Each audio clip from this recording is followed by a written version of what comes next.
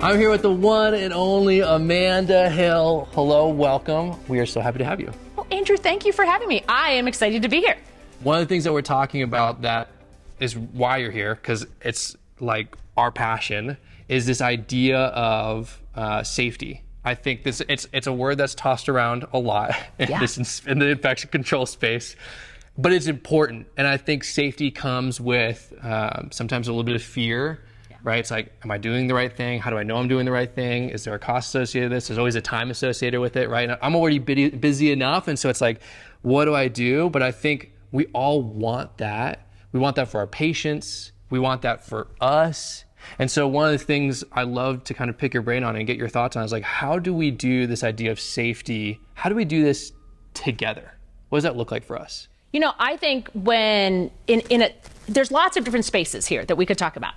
One of them is an office team coming together in safety, and not just saying one person is in charge of all safety and like be like, oh, not my job. There you go. It's all you. Like, you're in charge of everything. Really making sure that office teams are there in the culture where people help each other. You know, oh my gosh, I need a room turned over. Oh my gosh, would you help me process my instruments? Yeah. Because we are in an office. Oh my goodness, we are like sometimes chickens running, you know, with our heads cut off, right? Yeah. So we have that piece. And of course we have whoever our purchaser is, like really counting the pennies. Like, do we really need to do that? Do we really need to do that?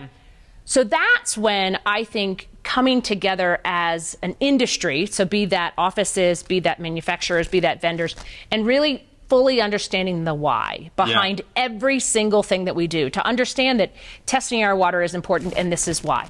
Understanding that running that spore test in our autoclave weekly is important and this is why. And sometimes when we remember to get back to the why, it doesn't seem like busy work. Part of that then is really making sure that everybody is set up for success. So be that manufacturers coming out with products that the instructions for use are clear. You know that, and it maybe has less steps than 300 steps. Maybe it only has a couple steps, and it's written in a language that the clinician can understand, right? It's not so cumbersome. Then, from an office perspective, making sure that people have the products that they need, the equipment that they need, and the time that they need to get that done, because it doesn't all happen in a vacuum, right? All of this is something that takes time and money. I encourage offices. One thing I think that we as an industry are missing, and I think it's a great way actually that we can become safer together, Andrew, is start marketing our infection control in our practices.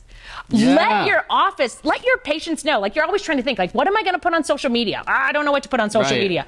Instead of trying to put a joke of the day or whatever, why don't you put somebody, hey, we tested room 1 and the water came out clean. Oh, hey, it's spore testing day. Look at us. Our spore test is... And as patients start to understand all the things that you do to keep them safe, I wonder, and this is a perfect world, and this is my perfect world happy head. I have a very happy head. But, I mean, do patients then understand, like, oh, maybe this is kind of what goes into the cost of dentistry? You know, oh, look, you know, we don't reuse our burrs in this practice. These are things that we do to make sure that you're safe. And the more that we bring education and awareness, and I think that's a together thing. That offices do it, manufacturers do it, vendors do it. We all together come together and really shine a light on infection control and the why. I love going back to the why, because you're right. When we're so busy, it's like crazy easy to forget like the meaning behind what we're doing. Absolutely. And I think that whole team component, it's huge. Because even and you're right. There is value, and we say this a lot, like in designating like an infection control coordinator in space. But to get that support from the team, to be like, we're with you, we're behind you. We want to do this with you. Because we understand the value and the why that it brings, not just to safe patients, but again, us as well. We're safe, and marketing that, like actually marketing that. Use that. Use that to your advantage. I love that. And I think one of the things that does, I'd love to hear you speak in this a little bit, is like that begins to, I think, build trust with patients on a different level. When you're saying, hey, it might be a little scary to like show behind the curtain a little bit. But when we're doing the right stuff and we're saying we're doing this for you, you create like a patient experience that goes beyond just their time in the chair. It's like it transcends, it goes beyond that, and there's this trust and like deeper relationship built because of that. Absolutely. Absolutely. I mean, to sit your patient in the chair and open that, that bag in front of the patient, let them hear that rip, let them see that, you're preparing these things for them to keep them safe. And this is what you as a practice, this is your commitment to them. Really, I think says a lot to building that. I agree, just building that trust and making it, and as manufacturers come in and vendors come in, helping offices, because offices get confused. Totally. This is so confusing, right? There's a lot. Think about dental unit water, right? Dental unit water. Much. Yeah. I had never, Andrew, I've been a hygienist for 26 years now. I didn't ever even hear that we were supposed to test dental water until 2018. So we're talking 22 years into my career. I didn't know. And I heard about it and I was like, oh. Right. And I went to my office and I was like, hey guys, are we doing this? And they're like, no. So thankfully, the internet existed and I could start Googling and learning. But I mean, all of this stuff takes time. It takes somebody that's curious.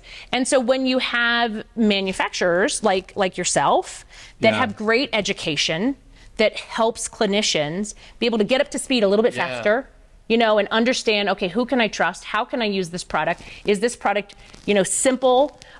Is this product cost effective? Is this product effective? I think those are things too to really making that togetherness between clinicians and between vendors and between manufacturers, so that we can, our goal, all of us in the end, want to take care of patients. Totally. Yeah. And one of the things that you said that was really interesting, and I'd love to kind of end with this, is like, your experience might be a little unique in that you brought to the table something that, hey, we're not doing this. And there was receptivity. And they're like, what do we do? But that's not everyone's story, right? There's sometimes there's pushback, and sometimes that pushback's totally legitimate. Maybe not always, but sometimes it's trying to come from a good heart. And so maybe there's a little bit of pushback. And so kind of wrapping this up, I want to challenge those that are maybe on the fence a little bit. They know what the next step is for them, right? Whether that's starting a waterline maintenance protocol, whether that's another area of infection control that they have had their eyes set on. They're like, I know this is what safety looks like for me.